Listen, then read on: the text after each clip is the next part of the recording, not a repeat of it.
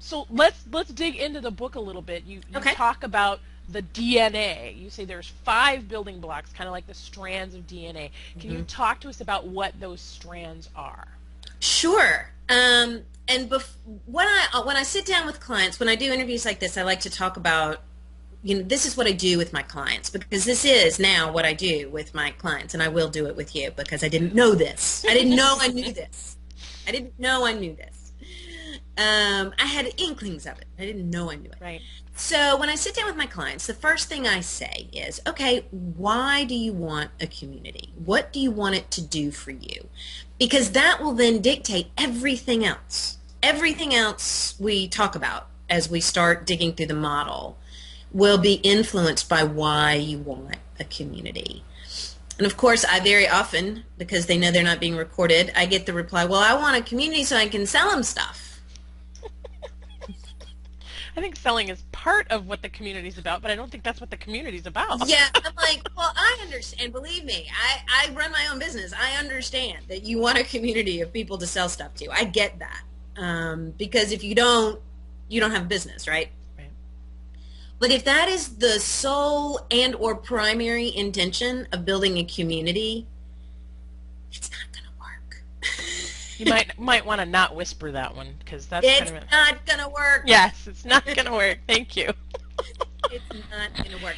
It can work for a little bit if you've got lots of bells and whistles and pop and sexy going on, because we've all seen that work temporarily.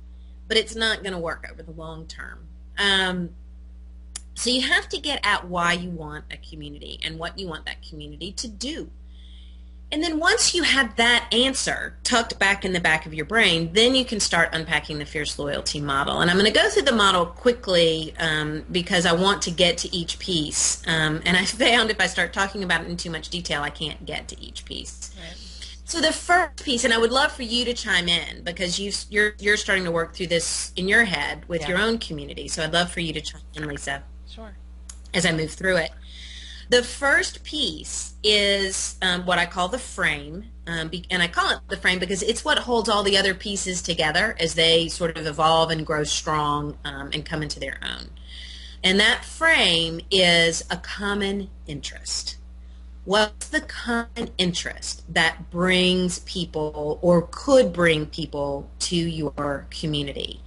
Using escaping mediocrity as an example, when I started it as Maverick Mom, I thought that the common interest was going to be mompreneurs who want to learn how to run a successful business. I thought that was the common interest that was going to serve as the frame, and that's what I moved forward on. And as I said, 3 months into it, I realized that wasn't the frame. I mean, that wasn't the common interest. That wasn't why people were coming to my blog.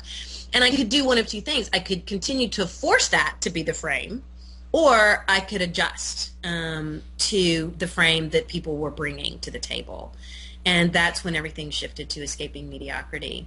Once you have your frame, and people are always like, well, how do I find out what my frame is? Ask some people. Ask some people who are in your circle. Do your research. Pay attention to conversations that are happening out in social media land. Social media makes things very, very, very simple now to be able to do that. And see if there's, some indication that the common interest you're thinking of can stand up. So once you do that and you have an idea, don't wait for it to be perfect, because if you wait for the frame to be perfect, you'll never get past the frame. Just do your best guess, put the frame up, and then move forward, because the next piece is to find the people who share that common interest. And again, you can go back to social media. Who's talking about the common interest that you've chosen? What conversations are already happening that you can jump in on and listen to and participate in if you can provide, if you can be useful? And the thing to remember at this point is just because they share the common interest doesn't necessarily make them great candidates for your community. And people are going, great, you made me do all this research and now I'll use them. Great, thanks. Yeah, now see that's the thing. I think people go, well, it should just like fall, we see these pictures of the funnel and the people go in the top and whoever shakes out the bottom is, those are our high-end clients or whatever. But what people don't realize is it's not a funnel. It's more like a sieve, and people fall out along the way. So you have to have more people coming in the top, because those people they're gonna naturally just not stick around if they're not connecting. I know for me, as we're rebranding and doing this whole thrash again for us, it's about creative entrepreneurs, but creative entrepreneurs who have a very specific idea of building what I call a noble empire. The idea that, what, we can be about big things in the world, we can be about world-changing stuff, and it's okay. We don't have to be arrogant, we don't have to be evil overlords, we don't have to be that kind of a person, and we can still be making lots and lots of money and making lots of an impact and not feeling bad about that. I think, going back to what you had talked about earlier, that whole vision of I am this great inspirational speaker, trainer, person, coach, and blah blah blah, and for $100,000 a year you can join me. That model needed to die, but nothing yet has really come to resurrect in that place of there are still people in the world who are doing that level of work who aren't shysters, and their voices still need to be heard. And so that's kind of where we're going with our community build. Mm-hmm. And we've started to see a little bit of traction from people going, yeah, I do still want to do big things, but I don't want to be seen as this slimy, sleazy person. So yeah, let's talk about that. Okay. All right, so you've got your pool, this huge pool of people that I've just made you go get. Some may be interested in your community, some may not. So how do you know who are the best candidates for your community? They will raise their hands. There are 3 things that your best candidates have need for. They have the need to belong to something bigger than themselves. They have the need for recognition, and I don't mean prizes and stuff. I mean, they need to be seen and heard. And they have a need for safety. And I don't necessarily mean physical safety. What I mean is they want to feel like they are in an environment with people enough like them that they feel safe to express who they are and what their views are. And they will raise their hands and tell you in some various ways. Sometimes it'll be very overt, yeah, I need that. Or it will be more, you see lots of pockets of people having conversation, but there's no one place for them to gather. So pay attention to the people who are raising their hands. If somebody's not raising their hands, don't get into the convincing business. You will waste all your energy trying to convince people that your community is the greatest place on earth and wind up ignoring the people who already think it is. Right?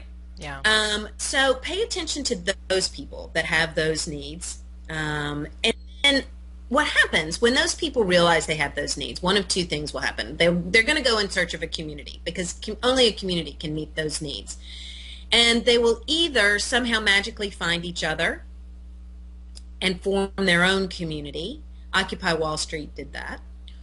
Or they will go in search of a community that already exists that will meet those needs. Now, exactly how the community comes to be, I mean, who provides the community isn't as important as the community structure having the right elements to sustain a thriving community. And there are 3 elements that a community structure has to have. They can have lots of other elements, but there are 3 that are absolutely, you have to have them if a community is going to be able to thrive. And those are connection channels. Community members not only want to connect with you, they want to be able to connect with each other. When I was doing the research for the book, I actually dug into some of the happiness research because I wanted to see if there was a connection between happiness and loyalty, fierce loyalty. And there was. It was really fascinating. I know. Because what I learned in that research, more than money, more than the pursuit of pleasure, the things that influence whether we feel happy or not are meaningful engagement and meaningful connection. Those things can only be provided in a community. And if the community organizer, if you will, provides those connection points, you are beginning to feed our Jones for happiness. And once we find a place where happiness it becomes a source of happiness for us, we are very hard-pressed to leave it. Because those sources are fewer and far between in this crazy world we live in. So the connection points are critical. Support. Community members not only want to feel supported by the community organizer, and I use that term because I can't think of a better one, the person who's starting the community or who's leading the community. They not only want to feel supported by that person, they want to get and give support from each other. Again, this goes back to the meaningful engagement and meaningful connection. Predictability. Um, Predictability meaning they want to know when the community meets, how it operates, what the rules are, how things are going to be handled. We want that predictability. Predictability really makes us feel safe. Dogs, children, husbands, they all want predictability because it makes us all feel safe. And if you aren't predictable, it just lends a confusion that people simply won't go to the effort to navigate. We're busy. We won't go to the effort to navigate confusion. So predictability is really important. So once those two things overlap, the group of people who have the needs we talked about and the structure that I just described, once those two things overlap, that's when you have community. And a lot of communities stop right here because it's a lot of hard work just to get to that place where you have connection happening, you have support happening, there's predictability in what's going on. That takes a lot of work. And so most communities will stop right there. But those communities that know they want that fierce loyalty, you mentioned Apple, I also talk about Harley Davidson, I talk about Surfrider, that fierce loyalty, that group of people that is going to stand by you through thick and thin, who their identity is so caught up in the identity of the community that they don't separate it. You want that. There's still more work to do, because the three hallmarks of those kinds of communities, there are three things, three traits you will find. Trust. They trust the community, not just the community leader, the entire community, to have their backs. Pride. They are so proud of their membership in that community. They wear the t-shirt, they have the bumper stickers, they have the identifiers because they want the world to know that they are a part of that community. And passion. They are in a passionate relationship with the community. And it shows because they are so, their identity is enmeshed with the community, and not in an unhealthy way, but they don't separate those two things, and so they have that passionate relationship with the community.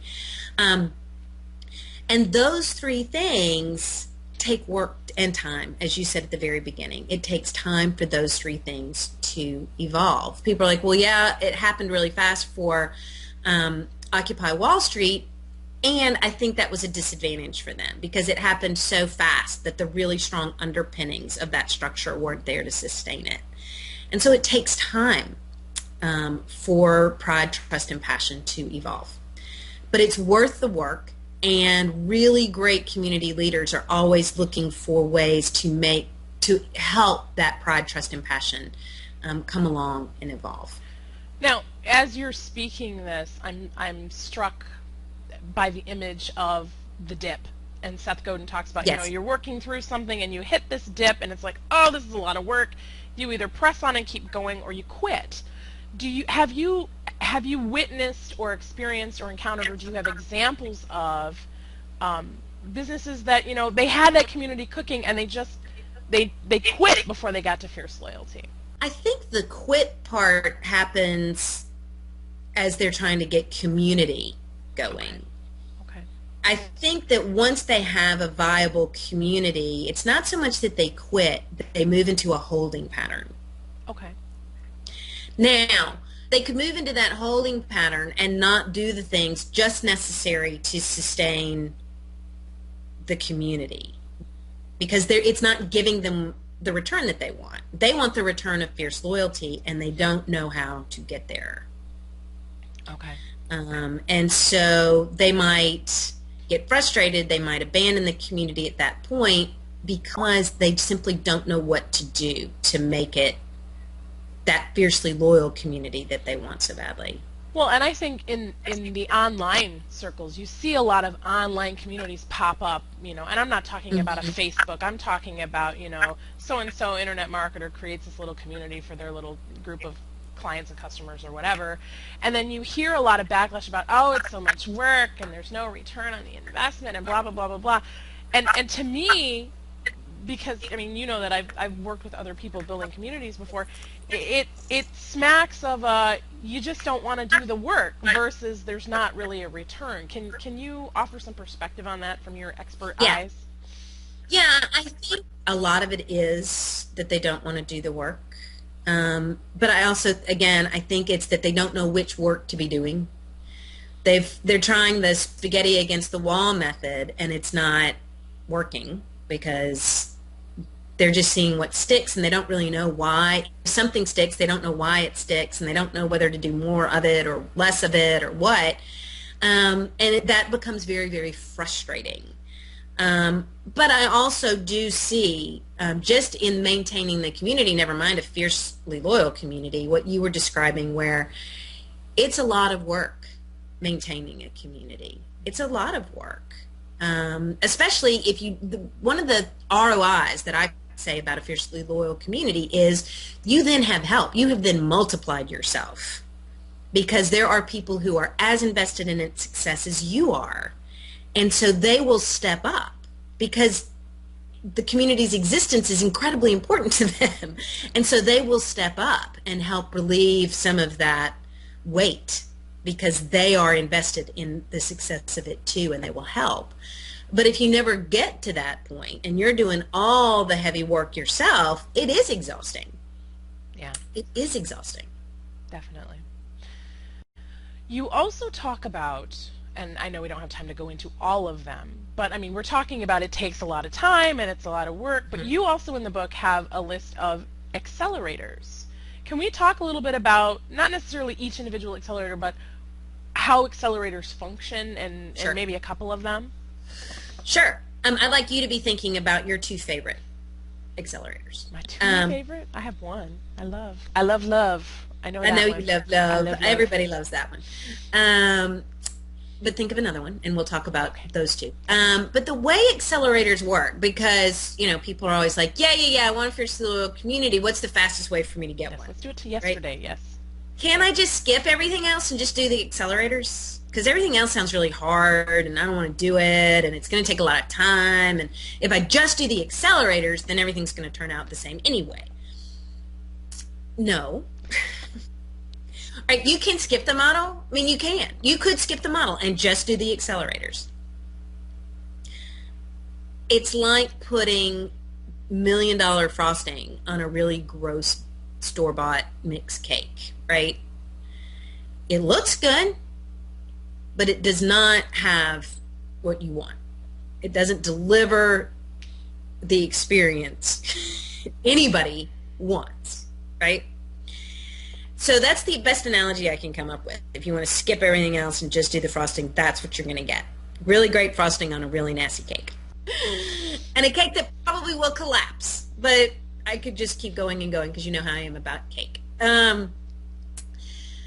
So fierce loyalty accelerators are designed to come up under the rest of the model. And the assumption is that you've already got the pieces working, not perfectly, but the pieces we've just talked about are, in some form of forward motion.